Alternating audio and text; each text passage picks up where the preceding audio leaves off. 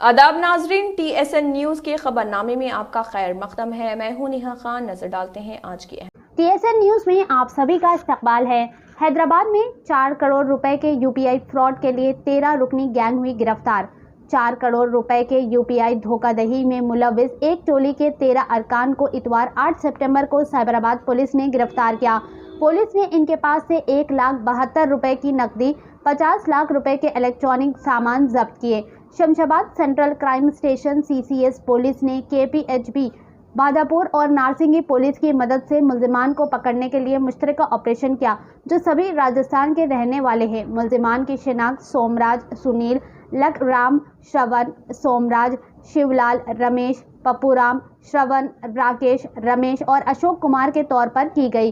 Police के मुताबिक ये गैंग ग्रुपों में काम करते। कुछ मेंबरान हैदराबाद में रहे जबकि कुछ राजस्थान में रहते।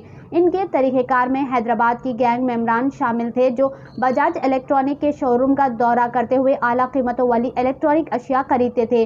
वो शोरूम का QR कोड राजस्थान में अपने साथियों को भेजेंगे जो UPI के जरिए रकम मुंतकिल करेंगे।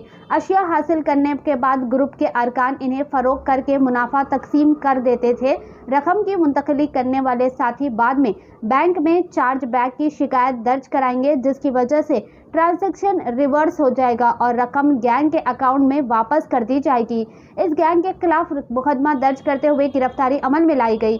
आइए सुनते इस खसूस में मज़ीद तफसील हमारी ये खास रिपोर्ट में। ऐसे ही अहम और ख़ास खबरों के लिए TSN न्यूज़ को लाइक करें, सब्सक्राइब करें और शेयर भी ज़रूर करें। మామూలుగా మనం న్యాచురల్గా అయితే ఒక వ్యక్తి పర్చేజ్ కోసం వెళ్ళినప్పుడు మనం ఏం చేస్తాం, వస్తువులు కొన్న తర్వాత ఇన్స్టాంట్గా మనం పేమెంట్ చేయడం జరుగుతుంది. వీళ్ళు ఏం చేస్తారంటే ఇన్స్టాంట్గా పేమెంట్ చేయకుండా అక్కడ ఉన్న UPI స్కానర్ని ఫోటో క్లిక్ చేయడం జరుగుతుంది.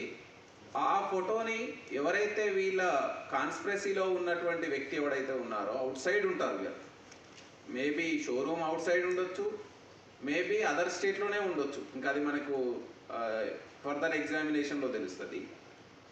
అతను పేమెంట్ చేస్తాడు.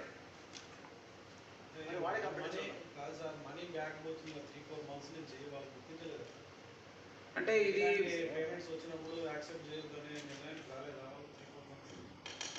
ఇక అది ఇప్పుడు వాళ్ళ దృష్టికి వచ్చింది కాబట్టినే మనకు కంప్లైంట్స్ రైజ్ చేసినారు.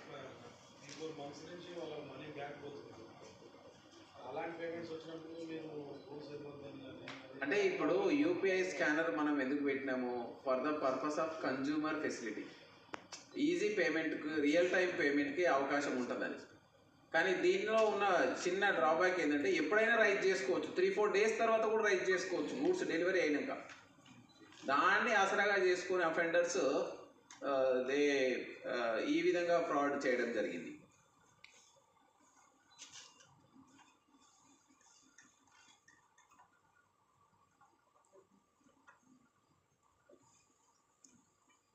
ఇందులో మనకు సైబర్ అంటే IT ఆన్లైన్ పేమెంట్స్ ఉన్నాయి కాబట్టి IT యాక్ట్ కూడా ఇన్వోక్ చేయడం జరిగింది. దీన్ని పకడ్బందీగా ఇన్వెస్టిగేషన్ కంప్లీట్ చేసి ఇందులో ఆ UPI పేమెంట్స్ చేసిన వ్యక్తులతో పాటుగా వాళ్ళ వెనకాల ఉన్న వ్యక్తులు ఎవరైనా ఆర్గనైజ్డ్ వేలో ఉన్నట్లయితే మనకు ఫర్దర్ ఇన్వెస్టిగేషన్లో తేలితే వాళ్ళ మీద కూడా మనం చట్టాల ప్రకారం